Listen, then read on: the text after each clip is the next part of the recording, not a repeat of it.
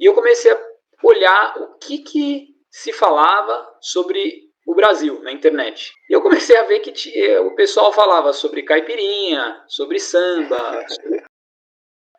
E eu falei, cara, eu acho que dá para eu fazer um blog sobre business in Brazil, né? Dá para começar a fazer um negócio aqui. Sejam todos bem-vindos a este canal.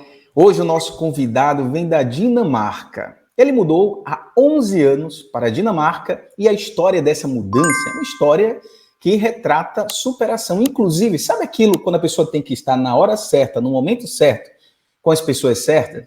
Eu posso dizer que a história dele é praticamente assim. Você vai entender por quê, porque eu estou trazendo mais uma história de superação, história onde vai te trazer inspiração e eu tenho certeza que ele vai ter muito a acrescentar. Seja muito bem-vindo, Carlos Monteiro.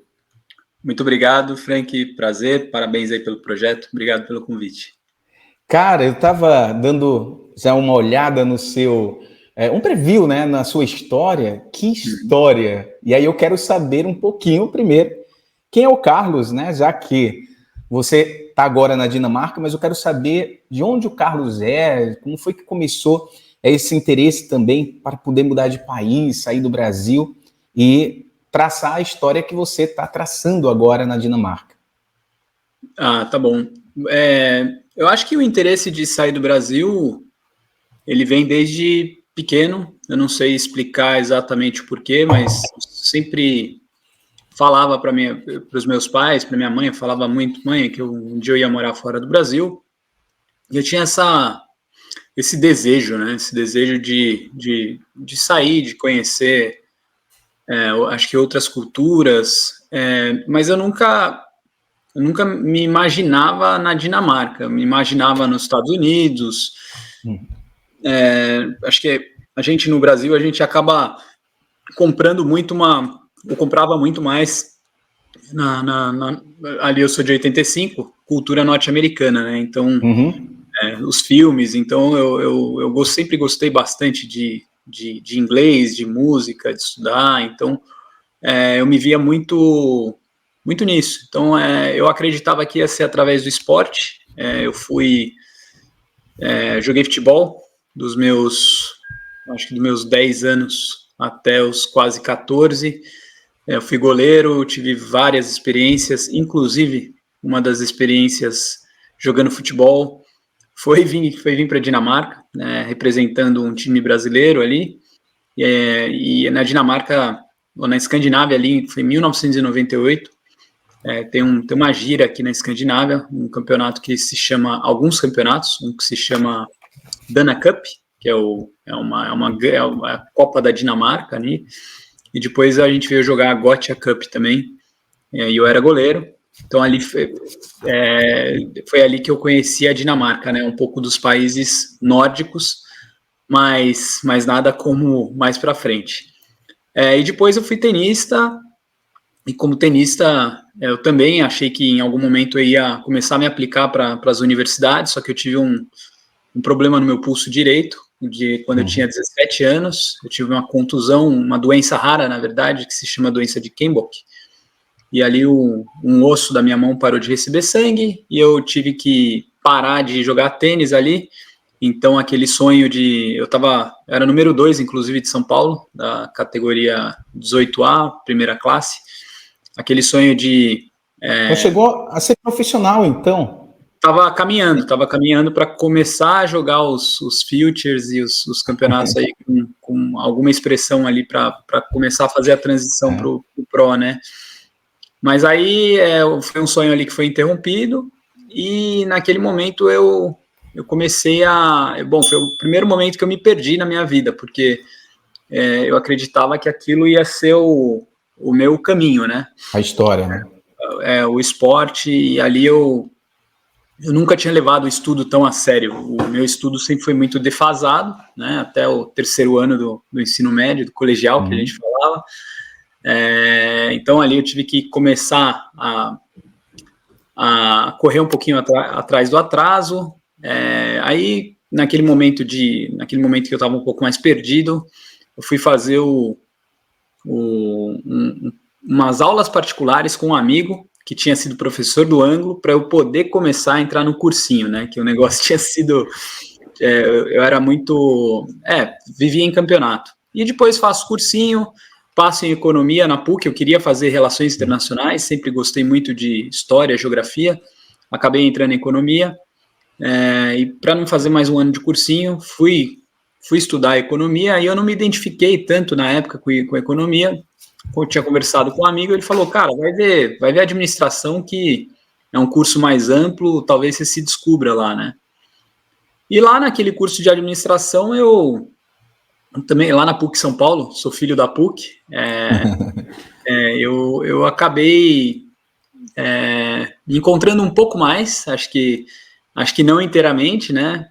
Hoje, se eu olhasse para a minha história, em algum momento, acho que eu vou estudar alguma coisa mais como história, filosofia, são coisas que eu gosto muito, né? Uhum. Por isso também, acho que das relações internacionais ali que eu falei, né, que eu gosto muito da geografia, das relações entre países, eu acho muito, muito interessante isso. Bom, e ali naquela jornada que na época eu trabalhava na empresa do meu pai, entre economia e administração, e em um dado momento eu peguei e achei que eu precisava de algum desafio, além da empresa da família, porque eu me sentia muito protegido ali, né, naquele ambiente. Meu pai tem uma camisaria conhecida na cidade de São Paulo, chama Camisaria Fascínios, e ali eu falava, bom, eu passei por diversos setores, estoque, escritório, a loja, fiquei como corresponsável de uma loja ali no Alto da Lapa, na rua 12 de outubro, mas aí eu falei, eu preciso ter alguma outra experiência profissional. Foi quando eu começo a procurar os estágios, e vou para um monte de estágio, vou para aquelas entrevistas, até que me chamam um dia para uma entrevista no consulado da Dinamarca, e aí o cônsul, eu percebi que houve uma conexão, né, acho que talvez a história do futebol, um pouco da minha personalidade, e ali eu fui trabalhar no consulado da Dinamarca, e foi para mim, foi a primeira experiência verdadeiramente internacional, aonde eu entendi...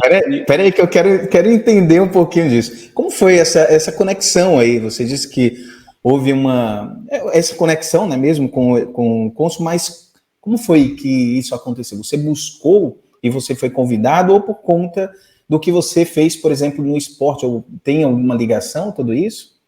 Não, nenhuma.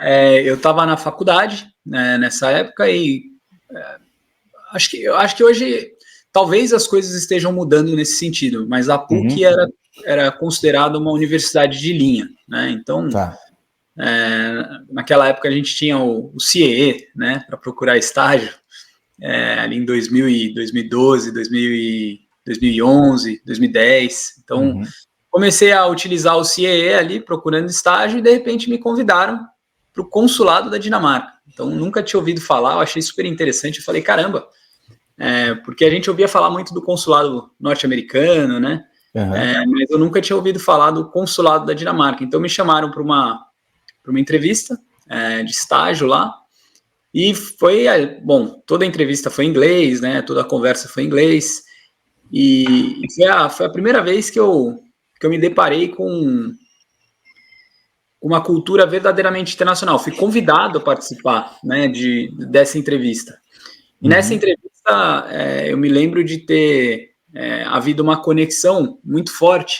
Eu achei muito bacana alguns traços ali do cônsul dinamarquês, que ele, quando eu cheguei de terno e gravata, ele até brincou comigo. Ele falou, você tá indo para algum casamento, né? Isso reflete muito da cultura dinamarquesa, né? Que Você tinha quantos anos, mais ou menos, Carlos? Já tem uns 24, 25 anos. Estava bem posicionado para um jovem de 24 anos e colocando, pelo menos, trazendo uma posição de imagem já nessa preocupação. Então, ele achou ali fora do comum, ainda mais tratando-se de Brasil, né?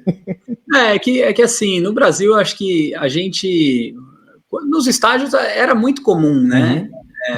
Pelo menos muitos amigos meus, eles acabaram indo para banco, Eu lembro, assim, tinha uma galera que foi até para o marketing, para algumas agências, ou para farma, né, para indústrias ali, mas ali, os dinamarqueses, no geral, eles são muito, a gente em inglês fala laid back, são muito tranquilos, é uma cultura muito sem grandes formalidades, né? Então ali eu vi a primeira vez, eu já tinha ido para algumas entrevistas, por exemplo, eu lembro de ter ido para uma entrevista no Banco Votorantim, e foi muito engraçado, porque nessa entrevista no Banco Votorantim, o cara falou, olha, para trabalhar aqui você tem que ser apaixonado por números, a gente gosta de campeão de matemática, e foi assim que começou a entrevista. Eu falei, realmente essa vaga não é para mim. Tem algo aí que não está encaixando já com o que eu busco, né? Exato. E lá foi uma conexão, não sei explicar, mas foi muito tranquila a entrevista, sem grandes formalidades. Ele foi muito no aspecto pessoal, e o que eu queria um pouco, como é que eu me via, o que eu queria da vida. E ele explicou ali o que era o trabalho em si, que era basicamente conectar empresas dinamarquesas com o mercado brasileiro. Então a ideia ali isso foi em 2009. Caramba. 2009 foi bem no 2000, acho que entre 2008 e 2009, mas foi bem no subprime ali, né? A gente estava entrando naquela crise norte-americana, e ali o que acontece naquele trabalho? O governo dinamarquês e qualquer governo no mundo, eu diria, eles têm um braço de negócios nos países que eles têm, que eles têm parceria. Então, os governos, eles colocam esse braço de negócios, chama Trade Council, né? Trade negócios, é um tipo consulado de negócios com o objetivo de auxiliar empresas de pequeno e médio porte a ter uma entrada no país. Então, a empresa aqui da Dinamarca, ao invés de contratar uma grande consultoria, que é inviável muitas vezes, eles têm um serviço ali que é subsidiado pelo governo, onde eles vão pagar R$1.000 por hora, mais ou menos, para ter uma pesquisa de mercado, para ter uma geração de lead, pelo menos inicial, e conseguir algumas reuniões, né? Basicamente era isso que eu fazia, e nós tínhamos sempre um adido comercial, que era como se fosse um gestor de contas, né? O que a gente é o equivalente. Então, o adido comercial, ele era responsável por uma certa vertical, podia ser telco, podia ser healthcare, né?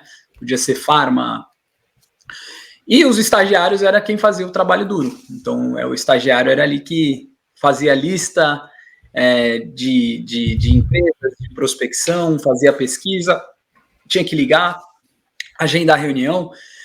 Então, esse estágio, ele me deu muita cancha, ele me deu muito conhecimento.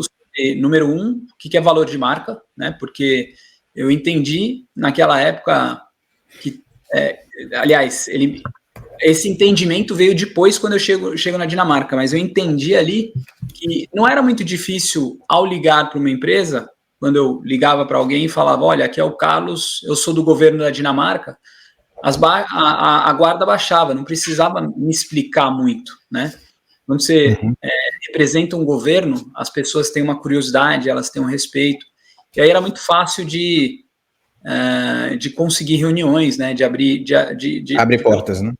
De abrir portas, pelo menos no começo ali, né? Não é fácil fazer o negócio, tem muitas outras complexidades, mas de abrir as portas. Então foi uma grande escola para mim ali, o consulado da Dinamarca, fora sobre como prospectar, sobre como falar com pessoas em altíssimo nível, porque eu acabava tendo muito relacionamento com profissionais de C-level, que era basicamente esse o trabalho. Então foi uma baita experiência ali, né? Foi uma grande escola.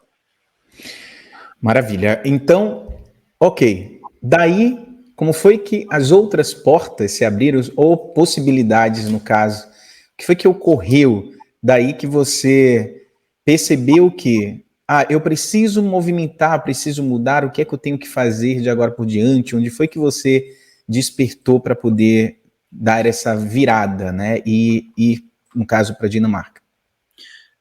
Na verdade, assim, foi o acaso mesmo. deu, sei lá, porque acaso, nós ali a cada 6 meses, nós recebíamos estagiários ou estagiárias da Dinamarca, eles eram pares nossos, então eu fazia a parte de prospectar o mercado brasileiro e o estagiário da Dinamarca era sempre responsável por fazer a parte de escrever um relatório, né? Eles não tinham necessariamente conhecimento da língua que nós tínhamos, então a gente fazia essa parte de estar nas trincheiras mesmo, abrindo o mercado, e os dinamarqueses a gente passava para eles o que estava acontecendo, eles escreviam relatórios. E numa dessas vem uma estagiária que se chama Catrine, e a gente se conhece, se gosta, começa a namorar, e aí nós temos, aí ela mora comigo no Brasil, ali por 4 anos e meio. Ela não era brasileira? Não, ela é dinamarquesa, uma cidade que eu moro hoje, que se chama Odense. Tá. Nessa jornada ela veio, né?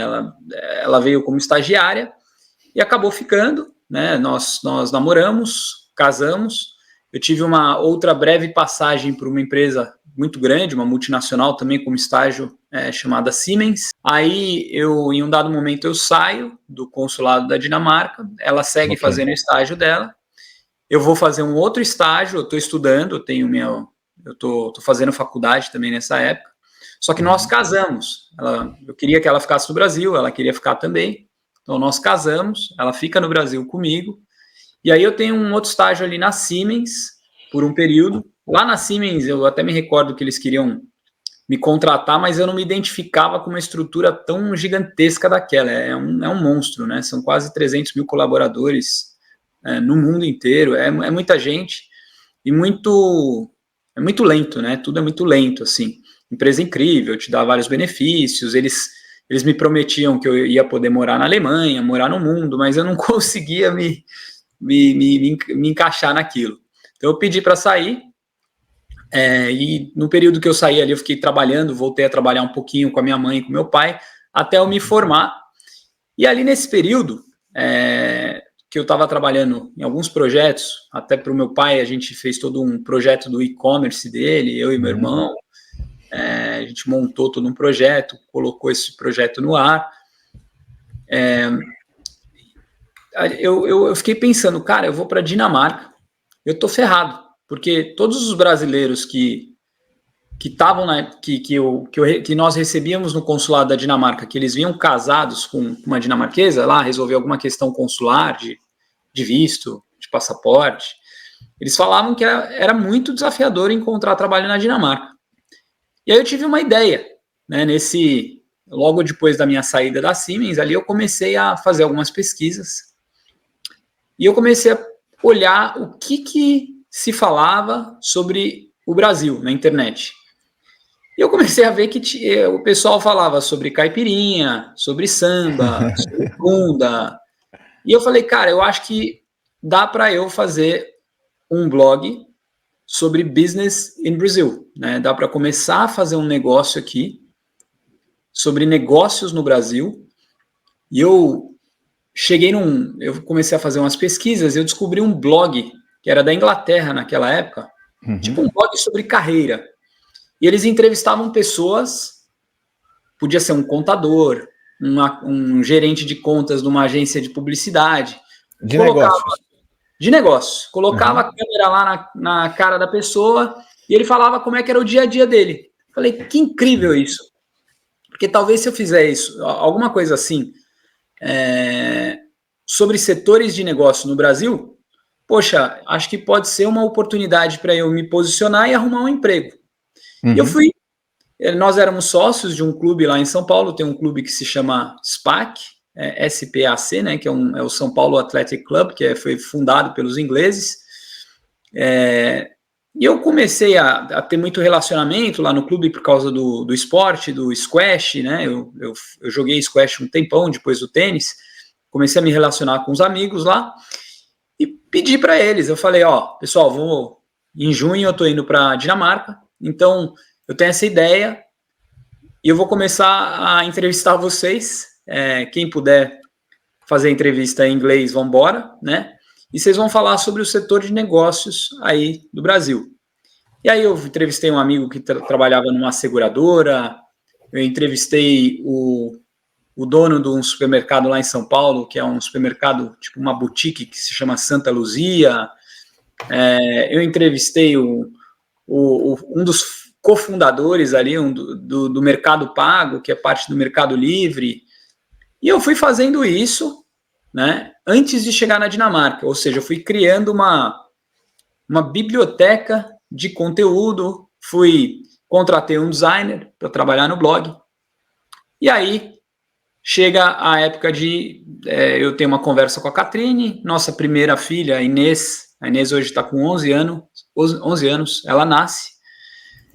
E aí, da junho de 2013, a gente já conversava muito sobre voltar a morar. A Catrine tinha saudades da casa dela. Eu falei, bom, vamos dar uma chance para a Dinamarca, eu não sei o que é, tenho vontade de morar fora, e a gente pode ir para lá. Então, chega junho de 2013, aí eu encerro os meus projetos lá com meu pai, com a minha mãe, o blog está pronto, e nós vamos rumo à Dinamarca, né, com uma filha, no caso, a minha ex-mulher, a Catrine, e com uma mão na frente e uma atrás, para morar na casa dos meus ex-sogros, né, do Lars e da Eva, que eu tenho muito carinho por eles. Caramba, então vocês lançaram-se praticamente, né? Para ela, de uma certa forma, traz até mais segurança, né? Já que ela é daí, né? É daí, no caso, você está separado hoje, mas sempre para quem mora no país dá mais tranquilidade, né? Porque tem esse suporte familiar. Mas para você, vamos destrinchar um pouquinho aqui. Para você, porque tem todo esse medo, né, Carlos? Que a gente, quando vai morar em outro país, a gente sente, por mais que a gente seja entusiasta em momentos, mas a vida muitas vezes vai afunilando para a gente poder perceber. Eu digo que é sempre o afinar do violão no país, né? Então o país vai afinando para você entender o que de fato faz sentido e fazer a melodia fluir, né? Tocar a nota certa para que a melodia ela possa ser fluida. E agora? É isso? Quando foi essa virada de chave que você sentiu? Vou ficar aqui, estou sentindo que está me chamando. Ou, nesse afunilamento, até tocar essa nota certa, você passou por situações também desafiadoras, já que você separou, né? Então, um suporte, de uma certa forma, que a gente tem dentro de uma relação, às vezes a gente se vê só e fica um pouco mais desafiador, né, também. Então, como foi para você essas dores, esse afunilamento, essa passagem? Cara, eu acho que você falou uma coisa interessante, você comparou com a música. Eu acredito muito na geografia e na personalidade, e essas coisas, a geografia, né, o lugar que você vai morar, e a personalidade de uma pessoa, eu acho que elas podem estar, de certa forma, elas podem colaborar e corroborar muito para o sucesso ou para o... Eu não sei se é o insucesso, ou para que algumas coisas aconteçam ou não na vida da pessoa. E aí tem pessoas que talvez vão falar, independentemente de nevar ou fazer sol, você tem que produzir. Concordo, mas eu acredito que a geografia, o lugar, a cultura, pode impactar muito em como você, na tua vida, e em como você vai produzir, em como né, no teu estilo de vida, porque existe um estilo de vida no país que é totalmente diferente do estilo de vida que você está acostumado no seu país de origem.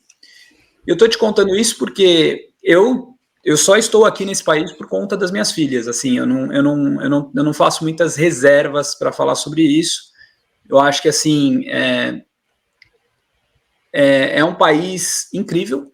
São pessoas muito respeitosas, são pessoas altamente educadas do ponto de vista ali educacional, do ponto de vista de escolaridade, mas tem muitas questões desafiadoras. É um país que não necessariamente quer o estrangeiro aqui, a menos que ele seja ultra qualificado.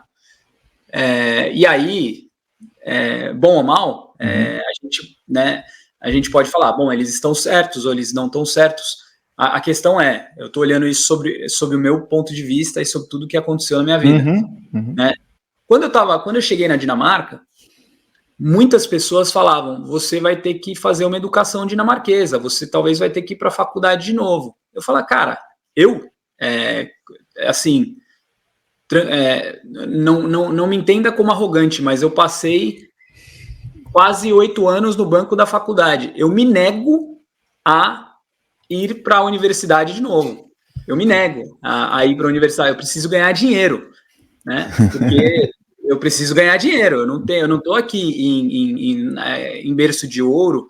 No Brasil, eu tinha uma estrutura familiar, mas eu tomei a decisão de mudar para cá, né? Então eu preciso ganhar dinheiro. E aqui é muito interessante, porque eu estava tendo essa conversa com um amigo ontem. O dinamarquês, ele nasce numa condição que não se compara com a condição do brasileiro. Então, ele nasce numa condição onde os impostos são muito altos, mas ele tem uma segurança muito grande. Quando ele chega na época de fazer a universidade, ele vai ganhar para estudar, ele tem auxílio do governo para residência. No meu caso, Carlos Monteiro, porque eu vim numa condição chamada visto de reunificação familiar, ou seja, é o visto para quem não é da União Europeia. Na minha época, eu tive que pagar ali, e quem financiou isso foi o meu ex-sogro, 35 mil coroas, põe aí, 32 mil reais, hoje está em mais de 100 mil, tá? Para poder mudar para o país. Esse dinheiro é um dinheiro que eles vão te retornando com certas condições. Então, você tem que passar nas primeiras 2 provas, aí você recebe 20 mil, e aí você tem uma prova final, que é a prova lá da residência, e aí eles te retornam esse dinheiro. Mas, assim, o contraponto para minha ex-mulher também, porque como ela casou, ou ela, do ponto de vista do governo, ela trouxe um estrangeiro que não é da União Europeia, no visto de reunificação familiar, ela também abdicou de ter alguns benefícios como auxílio residência, como o SU ali, que é o dinheiro que ela poderia receber para estudar. Então, é um sistema muito amarrado para receber quem talvez seja o ultra qualificado. E é um sistema bastante desafiador.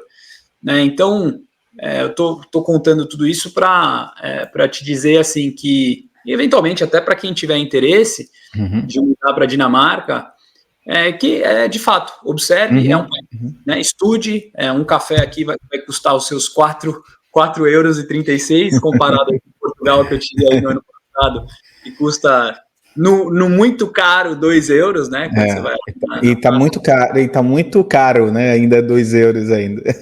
E é muito caro. Depender. Né?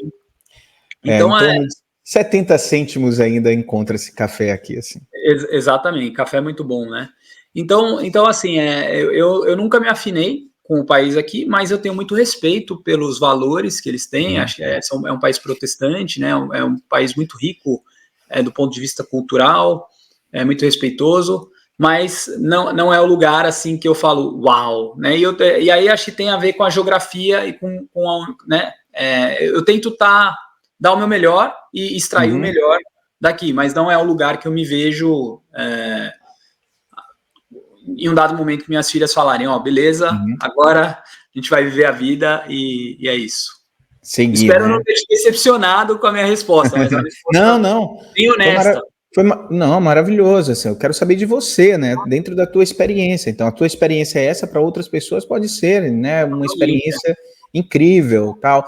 E, ok, mas de qualquer forma, né, dentro dos ensinamentos da vida, a gente vai procurando, né, juntar as peças ou as migalhas do que ficou ali, às vezes desconfortante, para a gente poder aprender e juntar, né, e unir isso em alguma força. Então, em algum momento aí você buscou uma força, já que você disse, eu preciso ganhar dinheiro. E como foi que você fez? Como foi essa virada de chave para poder conseguir movimentar sem precisar se desgastar tanto de novo em universidade, já que você foi, tô aqui, então preciso ganhar dinheiro de alguma forma, né, para não ter codependência, exatamente porque não existia mais nenhum tipo de codependência. Teve o apoio aí da família também da sua ex-esposa, mas agora era o Carlos. E aí? Não, como foi essa virada? Eu acho que assim, a força veio acho que ela vem de sempre, de ter como exemplo pais empreendedores, eu acredito. Não sei se isso é determinante, mas eu acho que sempre me inspirou muito, né? Agora, eu vi um dia, esses dias na internet, o pessoal falando, escolhe o seu difícil, né? Eu não acho, tem muita gente aqui na Dinamarca, tudo é desafiador na vida. E a Dinamarca tem uma questão muito interessante, que tem muitas pessoas estudando como estudantes profissionais. Quando eu digo estudante profissional, é a pessoa que está ali fazendo diversas especializações, mas não necessariamente colocando isso a serviço ao serviço público, de transformar isso numa tese que vai virar uma tecnologia. Tem muita gente que ali está estudando porque o governo facilita isso. E eu nunca vi o estudo na Dinamarca como um veículo para me garantir qualquer coisa. Eu conheço pessoas que foram aprender o dinamarquês, falam bem e hoje estão em algum subemprego falando dinamarquês. Então, para mim, nunca fez sentido isso. Então, o caminho que eu resolvi tomar e tomar o risco foi, bom, eu vou... E aí, isso tem a ver com a jornada, né? Eu estava buscando por emprego, o blog ali começou a tomar algum corpo, né? Quando eu cheguei na Dinamarca, por 3 meses eu não podia trabalhar, porque tem o tempo do visto sair, todas as coisas práticas que você tem que fazer, o meu visto sai, eu começo a me aplicar para um monte de coisa, para um monte de trabalho. E, inclusive, eu tinha um amigo que era um dinamarquês, eu não posso falar o nome dele, óbvio que ele trabalhava no LinkedIn na época. E lá no LinkedIn eles têm muitos dados. E ele falou, Carlos, você não pode falar isso para ninguém, mas essas são as empresas que contratam mais estrangeiros na Dinamarca. Começa por aqui, são empresas de tecnologia. Então ele me deu uma lista ali de umas 50 empresas. Começa por aqui, vai ligando para essas empresas que vê o que acontece. Uma mão amiga, né? Um empurrãozinho. E assim, eu tinha muitas respostas, né? Só que como é que eu me posicionava, né, Frank? Acho que é muito interessante, porque tudo, na minha opinião, é questão de experiência e da narrativa que a gente usa. A minha experiência até aquele momento eram 2 estágios e um pouco da experiência profissional lá na empresa da família. Então, o estágio, o que eu me via? O que eu me via capaz de oferecer ali para uma empresa? Bom, eu consigo te ajudar a entrar no Brasil. Era isso, né? Era isso que eu me via capaz de oferecer. Mas o meu skill hoje, ele é um skill internacional. Pode ser no Chile, nos Estados Unidos, não importa. Mas eu não sabia, eu nem me via fazendo isso. Então, em algumas mentorias que eu dou, às vezes é muito interessante. Eu falo dos navegadores portugueses, né, que eles acreditavam que tinha navegadores. O pessoal fazia embarcação há mil anos atrás, eles achavam que o mundo era plano e que você tinha uma limítrofe que depois você caía. E era mais ou menos isso, porque a gente não tem o conhecimento, né? Então, conhecimento nesse sentido e o conhecimento prático, ele é muita coisa na nossa vida. Então, eu comecei a me aplicar para as vagas, eu não conseguia, eu mandava e-mail, recebia algumas respostas, e com essas respostas, um momento eu estava muito assim, em 2013, desmotivado, eu peguei e falei, cara, eu vou mudar essa estratégia aqui porque não está dando muito certo. Então eu descobri o LinkedIn e comecei a adicionar as pessoas que me respondiam no meu e-mail no LinkedIn, só que eu mandava uma mensagem para essas pessoas dizendo assim, olha, fulano de tal, eu te mandei um e-mail recentemente, mas eu também escrevo sobre negócios no Brasil, tenho um blog e eu queria que você desse a sua opinião sincera. E assim, eu saí mais ou menos ali de 400, 500 conexões, eu fui para 1.000 e poucas conexões.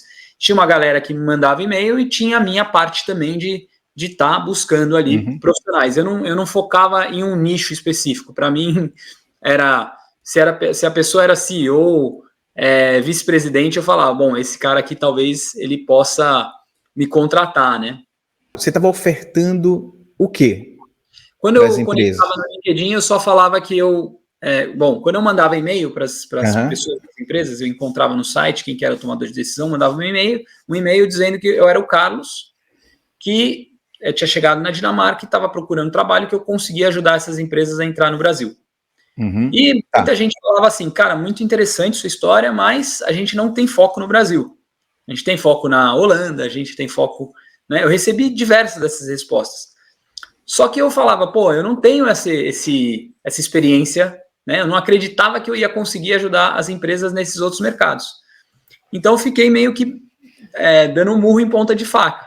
Até que eu pego e falo, olha, isso aqui não está funcionando, a Dinamarca não é um foco, o Brasil não é um foco para as empresas dinamarquesas, né? O geral é a Alemanha, Holanda, Estados Unidos, então por aqui acho que não vai dar, mas eu vou começar a expandir minha rede no LinkedIn, pode ser que trabalhando por ali eu consiga descobrir mais pessoas. Então eu comecei a mudar a minha estratégia e comecei a, em vez de falar que eu era o Carlos que podia ajudar as empresas a entrar no Brasil, começava a falar que eu tinha um blog de notícias sobre negócios com entrevistas no mercado brasileiro.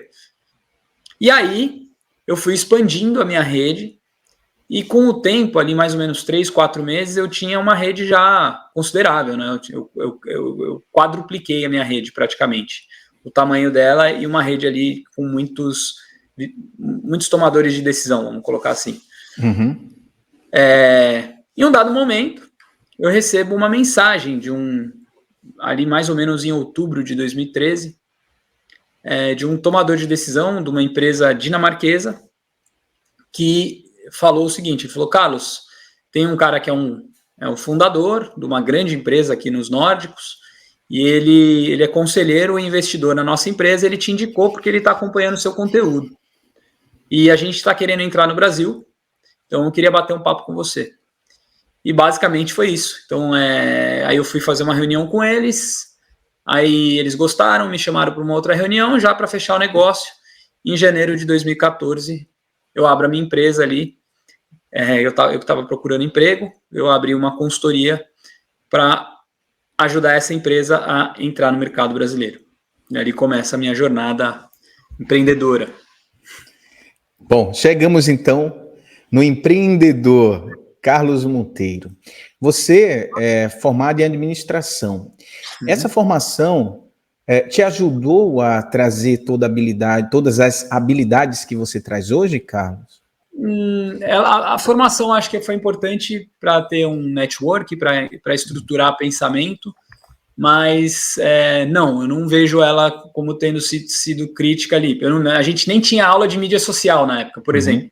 Ninguém se falava, a gente falava ali de efeitos de rede, mas era uma coisa no papel, ninguém entendia, né? Então, eu estou falando ali de 2009, 2010. Né? Então, o iPhone... Te entendo. O iPhone estava começando a surgir. Eu lembro que eu tinha um amigo... o iPhone surgiu em 2006, 2007. Eu tinha amigo ali que estava com iPhone 2, eu lembro. Cara, eu vim ter meu primeiro smartphone aqui na Dinamarca, porque já em 2013, sem o smartphone, você não pegava o trem, né? Então,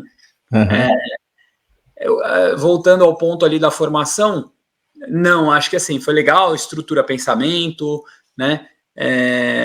Você sabe ler, né? Você aprende a ter um pensamento mais crítico, mas no meu caso específico, eu vejo que foi muito a prática. Por quê? Porque também essa prática e o morar fora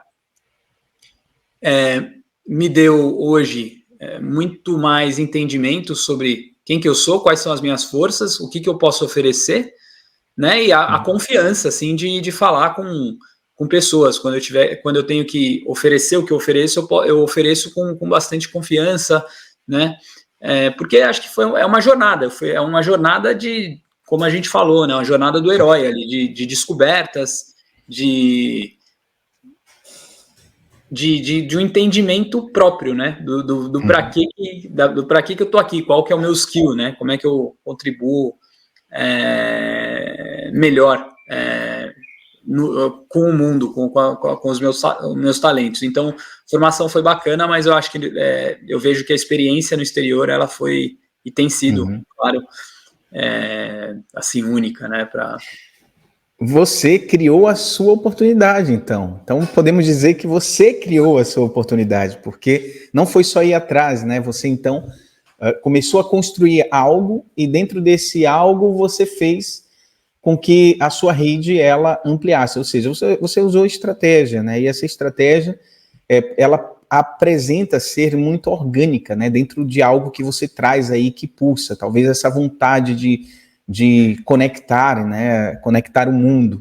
E então podemos dizer que isso aconteceu de forma muito orgânica dentro dessa sua vontade de que o dinheiro precisa fazer valer o tempo que você está e até mesmo algumas negações, como por exemplo de não estar no país tão desejado, mas já que eu estou aqui, então vamos fazer isso valer. É mais ou menos isso?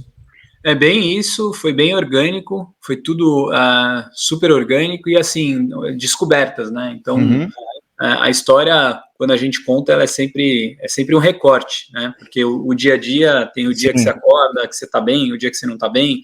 Então, aqui eu tô dando um recorte, mas sempre é uma jornada, sempre foi uma jornada super orgânica, de muitas descobertas. Então, primeiro veio essa empresa, eu não sabia nem precificar o serviço, então começou ali, putz, como é que eu vou precificar esse negócio? Eu lembro que eles pagaram um negócio que os meus amigos olharam, o meu ex-cunhado falou, pô, mas é isso? Eu falei, é isso, mas eu tenho pelo menos o primeiro case, né?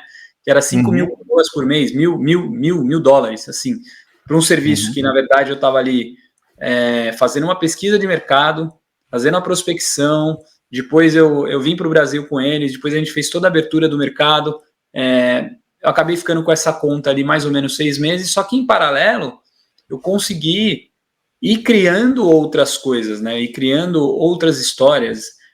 Então eu comecei a me entender que eu tinha uma metodologia. Eu comecei a entender o valor do conteúdo e do poder que isso que você está fazendo, que a gente faz, tem, né? De conexão, de gerar relacionamento. Então eu comecei a entender na prática, né, como que o mundo dos negócios ali funcionam, né, que tem uma parte muito relacional, uma parte muito de indicação, uma parte muito de confiança, mas como é que você constrói isso? Isso foi aprendizado prático.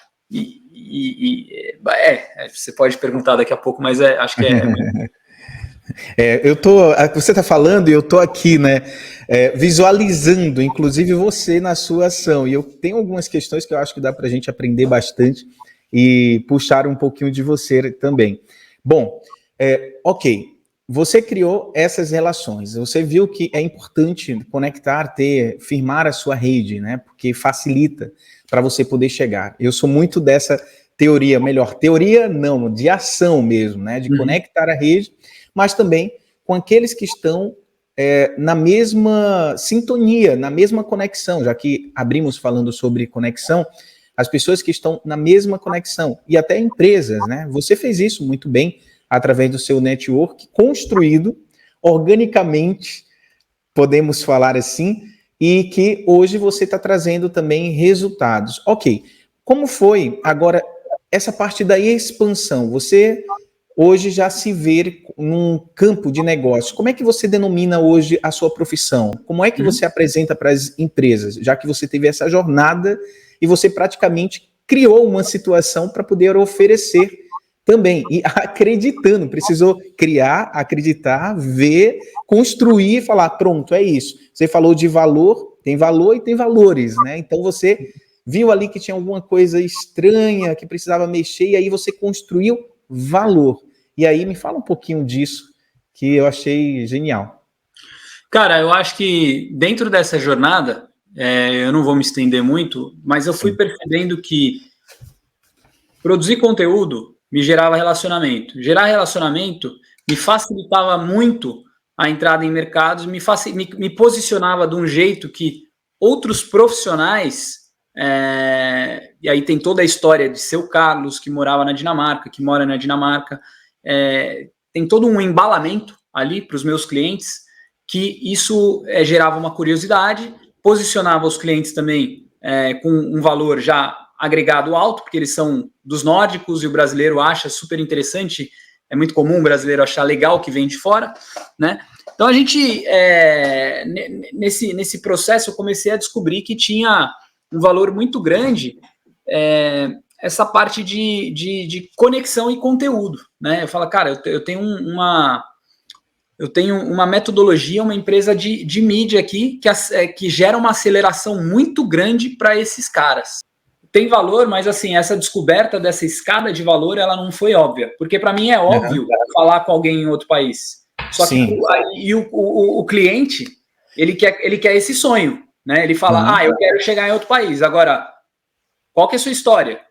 E aí, como é que você posiciona seu produto? Que história que a gente vai contar? Que a gente chama hoje de go-to-market. No B2B, eles falam, qual que vai ser a sua estratégia de go-to-market? Eu vou usar um podcast?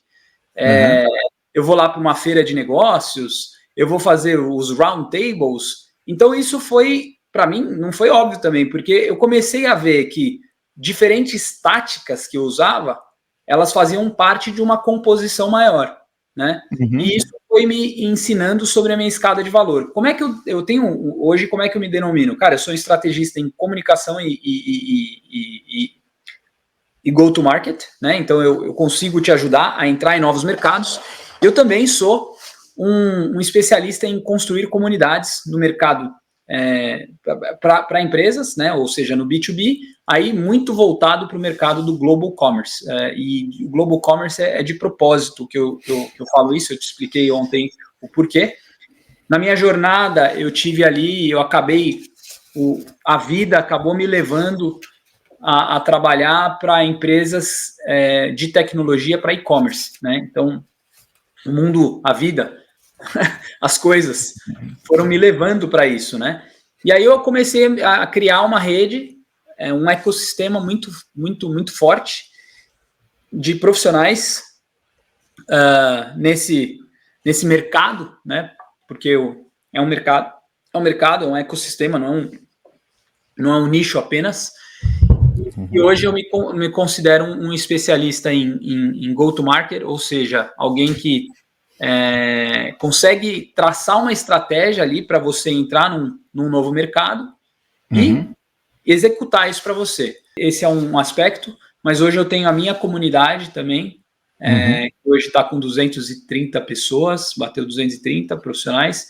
E por que eu decidi criar a minha comunidade? Porque aí eu entendi que eu sou o dono da festa, né? Aí eu entendi que ninguém vem colocar o dedo na minha cara e falar que está errado.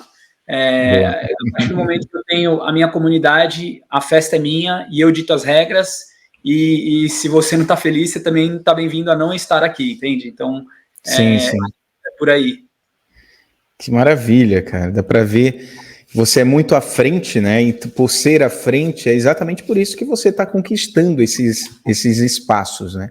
Como você mesmo disse, dentro dessa conexão global, faz com que esse ecossistema possa se expandir cada vez mais, né? Porque eu acho que é exatamente isso, conexão. Eu estou utilizando muito conexão porque eu estou vendo você dentro de ações, se a gente pegar a sua vida como a gente está fazendo aqui, colocando pecinhas, existem conexões de ações, onde você vê algo ali que às vezes foi um desafio, ok, você sabe, pode ter algumas questões nas entrelinhas que precisa passar, como você disse, do nosso dia a dia, que é desafiador, que tem que enfrentar outras questões, N questões que muitas vezes quem olha por fora somente, já tudo embalado, não sabe qual foi o processo de embalar essa caixa e chegar nesse resultado final.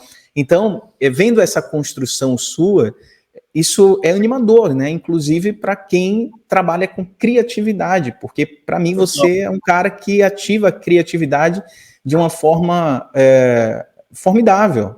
Então, Carlos, no processo agora dessa construção, hoje você já sabe, hoje você tem a sua marca, tem a sua comunidade, como você colocou agora, E qual o próximo passo no caso do Carlos Monteiro? Cara, essa comunidade ainda está só começando, ela é pequena demais. Acabei de trazer um sócio que foi alguém que, novamente, eu acho que tem muitas coisas aí que aconteceram na minha vida. Eu vou responder sobre o Carlos Monteiro, mas para eu chegar nessa comunidade acho que foi uma questão de foco e de falar, vou cortar algumas coisas que já não estavam me fazendo bem, que nem eu parei de beber, e eu sempre falo isso, você vai beber para sempre? Não, eu precisava cortar isso, acho que estava me fazendo mal, e a partir do momento que eu cortei isso, outros hábitos eu vejo que positivos começaram a surgir também. Eu casei de novo com uma pessoa incrível, uma mulher que mudou minha vida, ela está mudando para a Dinamarca, né? A gente tem um relacionamento já desde 2019, fizemos funcionar à distância, não foi fácil, né? Mas deu certo. Ela é de onde? Ela é de São Paulo. É de São Paulo? São Paulo. Ela tem a cidadania italiana, então ela está vindo aqui como europeia, acabou de tirar a cidadania italiana, está vindo com as duas crianças, com o Pedro e com a Mabê, Pedro com 15, Mabê com 13. Acho que vai ser super legal, porque minhas filhas estão com 11 e 9, minhas filhas, eu tenho certeza absoluta que vão poder ajudar eles demais, né, nessa adaptação. E a comunidade, ela faz parte de toda uma transformação pessoal, né? De entender, primeiro, cara, aonde que eu tenho a minha força? Bom, eu tenho minha força no Global Commerce aqui. Essa comunidade, ela nasceu na minha cabeça em 2020. Só que eu tinha, primeiro, outros projetos rodando, uma certa falta de foco, mas o principal, que eu até fiz um vídeo esses dias no Insta, que era o medo. O medo de não saber o que ia dar, de dar o próximo passo e tá inseguro, apesar de estar empreendendo agora há quase 11 anos, né, ups and downs aí, né, para cima e para baixo, de não saber qual que era o próximo passo da comunidade. Mas em um dado momento, com essas decisões que eu fui tomando, tendo mais clareza de algumas coisas e coragem, muita conversa com a minha mulher, falei, cara, eu vou botar todo mundo num grupo de WhatsApp, vou botar o primeiro evento para rodar. Comecei a também buscar pessoas que já criaram comunidades e que, poxa, essas pessoas, elas começaram a me dar alguma luz e a dar ideias, né? Então, acho que assim, a partir do momento que eu tomei a decisão de construir a comunidade, que se chama Evolve Commerce Club, coisas muito interessantes começaram a aparecer. Então, hoje a gente está formatando alguns produtos que, inclusive, a gente já fechou o primeiro patrocínio agora, então esse produto já existe, as pessoas veem valor, e ele vai ser um evento dentro de um evento grande, para a gente, né, a gente está montando uma agenda já para o segundo semestre, para empresas que estão dentro da nossa comunidade, que nós fazemos as lives, são fundadores de empresas. A gente vai fazer eventos em países específicos que vão ser patrocinados por algumas empresas para a gente conectar novamente as pessoas, e a partir daí tem outras ideias de produtos, masterminds e coisas do tipo. Mas para chegar nisso não foi fácil, né? Acho que foi primeiro assim, cara, o que eu tenho que fazer hoje que não tá me fazendo bem? Tomei essa decisão, cortei isso aqui. Bom, beleza. O que mais agora? O que está me impedindo de criar essa comunidade? Era o medo. Eu estava com medo de quê? Medo de não saber para onde esse negócio vai.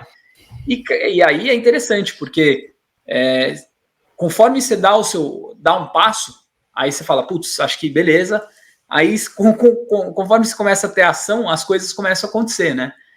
O Tony Robbins, ele sempre fala que motion creates emotion, né? Que a atividade cria a emoção, que isso vai se retroalimentando, e aí as coisas vão acontecendo. Então, o Gustavo veio porque alguém num grupo de WhatsApp, de um grupo de e-commerce do Brasil, falou, porra, tem um cara muito bom morando em Berlim que, cara, acho que vocês podem se complementar.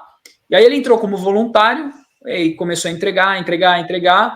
E uma hora eu falei, putz, eu vou ter que trazer esse cara porque o cara é bom, né?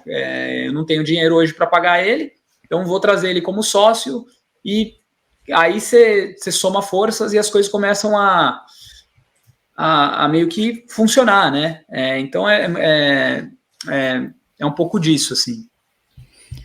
Hoje você pode perceber que já está com um caminho, pelo menos, de perspectivas onde você quer chegar? Não o Carlos somente, mas a empresa em si? Ah, já. Hoje eu tenho um caminho ali que a gente conseguiu meio que criar uma escada de valor. Eu não tenho o impacto, né? Qual que é o nosso propósito? O nosso propósito ali hoje, porque eu acredito que o propósito ele vai mudando também, né? É uma coisa que você vai transformando ele conforme você vai vivendo. Mas hoje nosso objetivo é ser um hub global para parcerias estratégicas para empresas e profissionais que queiram expandir para novos mercados no mercado do commerce, aí, né, do global commerce. Eu não tenho uma métrica hoje, eu quero gerar 1 milhão de empregos, ou eu quero impactar em 100 milhões de euros, sabe? Isso ainda não tenho, porque a gente está provando o modelo. Mas eu tenho um caminho ali de valor que está se criando, né? Desde um evento que as empresas vão patrocinar, com os jantares, com outros eventos corporativos, com os matchmakings que a gente tem feito.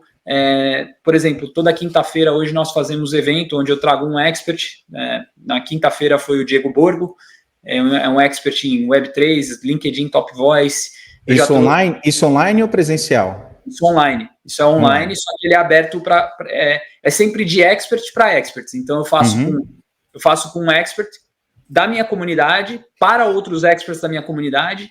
Isso gera indicação. Aí a gente tem uma lista de espera. Na lista de espera a gente qualifica quem entra. Quem não entra, isso vai depois para a newsletter, né? A gente vai fazer oferta para esses caras. E isso tem gerado uma qualidade muito positiva das pessoas que entram na comunidade, porque é uma galera que está alinhada com a nossa forma de ver o mundo. Eles podem desafiar várias coisas, eu acho que é super bem-vindo, mas pelo menos com os princípios e valores que a gente tem ali, né? Então, a gente tá bem mais claro hoje do que estava há 6 meses, o para onde a gente está indo. Eu queria saber de você qual conselho que você daria para a pessoa que gostaria de empreender, por exemplo, na Dinamarca, já que você está aí e está vendo todo o sistema de como ocorre. É possível? Cara, eu acho que assim, qual que é o problema? Busca um problema. Porque, às vezes, a gente fica com essa ideia, empreender é resolver problema, na minha opinião. Né? O problema que eu estou resolvendo, no nosso caso, a gente está resolvendo o problema de conexão internacional, sobretudo para profissionais ali de parcerias estratégicas. Existe um problema, a galera às vezes não sabe que eles podem se conectar com alguém que pode ter a solução para um problema que ele tem e ele não está vendo. Então, esse é um problema. Então, e como é que eu descubro o problema? Acho que é conversando com as pessoas e botando a sua tese em prática, né? Porque de nada adianta eu ficar aqui a gente ficar elucubrando, ficar pensando, se eu nunca coloco alguma coisa na prática. Mas eu vejo 2 formas disso, né? Por exemplo, acho que é muito importante você criar uma audiência, que é o que você está fazendo, eu faço também, né? E a partir do momento que você cria uma audiência, você pode ir também testando algumas teses e ver como a sua tese vai ter aderência à sua audiência. Então eu vejo que isso é uma forma super barata e hoje as ferramentas estão incríveis, né? Por exemplo, a newsletter lá que eu te mandei, a Beehive, eu consigo ter newsletter ali até 2.500 e-mails de graça, sem custo nenhum, né? Que é impensável há 10 anos atrás. Então, com uma newsletter, você já consegue empreender. Né? Ela permite que você coloque patrocínio ali, ela permite um monte de coisa. Mas eu acho que é importante você pensar em como você vai desenvolver sua audiência. Como é que você vai desenvolver sua audiência? Mídia social, né? Então, que mídia social você vai usar? Aí eu acho que eu sempre defendo a ideia de ficar muito bom em uma. Eu utilizo o LinkedIn, né?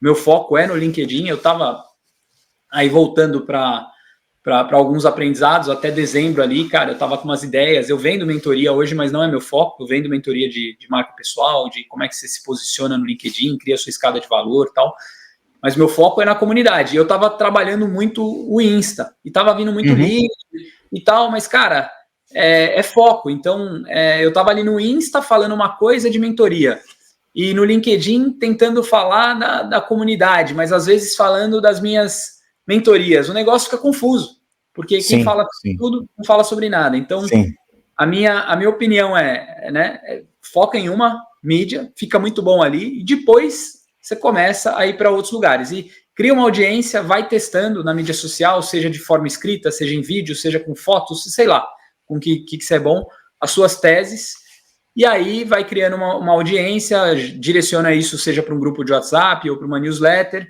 e aí você vai testando, né? Bom, né, dar essas dicas, porque muitos, às vezes, estão aí dentro dessa conexão, querendo e até expandir seus negócios, independentemente de investir ou querer abrir negócio em outro país, mas eu acho que hoje, sem redes sociais, né, eu acho que fica mais... Foi uma forma que ajudou a gente chegar mais rápido também nos lugares. Você concorda com isso também? Você acha que atrapalha? Eu sei que você utiliza, você acha que também atrapalha um pouco dentro desse processo do fluxo? Porque antes era mais fácil a pessoa apresentar até aquilo, uma imagem que ela não era. Hoje, por mais que você faça, mais cedo ou mais tarde, a mentira pode aparecer. O que é que você acha disso, Carlos? Só para... Total, eu acho um pouquinho. Eu acho que você tem que estar lá. Até porque, se a gente olhar uma curva demográfica, cara, pode até ser que um cara de 60 anos venha te contratar hoje, sei lá, né? Mas a gente hoje tem cada vez mais millennials em tomada de decisão. Eu tô com 39, então, se o cara não tá na mídia social, eu vou olhar o LinkedIn. Se o cara não tem um LinkedIn que explique ali o que ele já fez, o que ele faz, eu não vou considerar, porque eu não tenho base ali para tomar decisão. Aí o Instagram, você quer postar foto que você tá louco, bebendo, beleza, talvez deixa o Instagram fechado, mas saiba que as pessoas vão ali também consultar o teu Insta, né? Então é mega importante, acho que é indiscutivelmente a imagem, a postura, né? A postura, é muito óbvio que você tem que estar lá, né? E aí eu sempre defendo essa ideia de, cara, não é para você fingir o que você não é, mas você tem que ter alguma postura, né? Tem pessoas que falam lá, fake it until you make it. Eu sou contra isso. Eu acho que uma forma de você ir contra isso é você construir um produto em público. Então, por exemplo, o que a gente está fazendo hoje com a comunidade, a gente está construindo ela em público. E aí a galera tem muito mais respeito por estar acompanhando isso via grupo de WhatsApp e via também LinkedIn, falar, pô, que legal, e aí fala, isso aqui deu errado, isso aqui não foi bom, mas a gente já está consertando isso aqui para a semana que vem, né? Quando você constrói algo em público, você está sendo transparente. E eu acho que as pessoas, elas gostam quando a gente é transparente, né? Então, ter presença em mídia social, eu diria que é um imperativo hoje. Seja transparente, mas seja estratégico também, né? Queria saber de você, qual livro que te inspirou, se teve algum, né, que você fala, esse daqui é a dica que eu dou para todo mundo que está querendo empreender. Para empreender, bicho, eu sou dos podcasts, cara. Eu abri aqui porque eu escuto muito audiolivro hoje. Sim, né? sim. Então, tem um autor que se chama Seth Godin, que é um marqueteiro, é um cara que fala de marketing, de relacionamento. Tem um livro dele que se chama Tribes. Incrível. Ele fala sobre por que tribos dão certo e tribos dão errado. O que faz com que as tribos, os movimentos aconteçam. Demais. Ele também tem um livro que se chama Purple Cow, que é o Vaca Roxa. Aí a pergunta que eu deixo para você é, você já viu alguma vaca roxa? Foi bem. Então, é sobre ser diferente. Tem um cara que eu gosto muito, e aí é um livro sobre vendas, que é o Jeb Blunt, chama Prospecção Fanática, Fanatical Prospecting. Incrível. Ele fala sobre você, ele dá histórias ali de como se prospectar, a metodologia, tem uma pegada bastante norte-americana, mas é bem legal porque ele traz metodologia, traz cases reais, traz formas de, às vezes, de quando você tem que ligar para alguém, de prospectar, como é que você quebra uma objeção, né? ele traz muitos fatores psicológicos da venda. Cara, tem um livro que eu escutei que, tipo, eu me emocionei demais, e aí é a história de um cara que é músico, que é o Dave Grohl, né, que é o storyteller. Dave Grohl é o cara que é o vocalista do Foo Fighters. E, pô, ele conta a jornada ali dele, empreendedora, uma jornada incrível, né? Como é que ele foi se tornar baterista, primeiro, que ele foi o baterista do Nirvana, mas antes de ser baterista do Nirvana, ele passou por uma banda por muito tempo até ele chegar lá, então, incrível, uma jornada de vida maravilhosa. Eu gosto muito, às vezes, de buscar também coisas que não são só negócios, né? Que, sim, sim. Sei lá, eu gosto dos dois. Mas é isso, porque precisa, né? Até mesmo porque se a gente ficar só nos negócios, haja mentalidade para isso, né, Carlos? Exato. Carlos, cara, muito bom bater esse papo aqui com você, conhecer a sua jornada, conhecer um pouco, né, do seu investimento em você, porque todos os investimentos, até na arte de empreender também, é em nós, né? A gente precisa conectar com todo o nosso eu, e eu percebo que você fez isso e faz isso. Você falou aí, inclusive, né, algumas questões da tua própria vida que você acabou deixando de fazer, porque viu que para você não te ajudava, e foi se lapidando dentro daquilo também que você acredita, dentro do seu processo criativo, deixando afinado também seu mindset, o que é incrível, para poder fazer com que você flua, né? E a gente percebe, conversando com você, que você é um cara envolvente, né? Que faz fluir. E a criatividade que faz isso, né? Ativa o nosso eu, diante da nossa personalidade, de nossa tipologia de personalidade, diante da nossa consciência, ela vai fazendo com que a gente se complete no outro, fazendo com que a gente estimule aquilo que o outro é, na sua presença e na sua ausência. E assim a gente vai trocando, né, as experiências da vida. E é tão magnético isso, de uma certa forma, faz com que a gente perceba o quanto tudo é muito simples e a gente, muitas vezes, acaba complicando. Mas, se houver conexão, parafraseando a sua palavrinha lá no início, se houver conexão, a gente começa a entender que há um movimento, né? Que se a gente se colocar à disposição, esse movimento chega. Cara, gratidão por sua partilha. Obrigado. E gratidão. E qual frase ou talvez conselho final que você daria no que vier no teu coração, na tua mente, na tua criatividade para quem está nos assistindo? Busca se entender pelo que você é e pelas tuas forças. Acho que no final do dia a gente tem uma intuição, uma voz que fala para a gente o que faz bem e o que não faz, e escuta isso, porque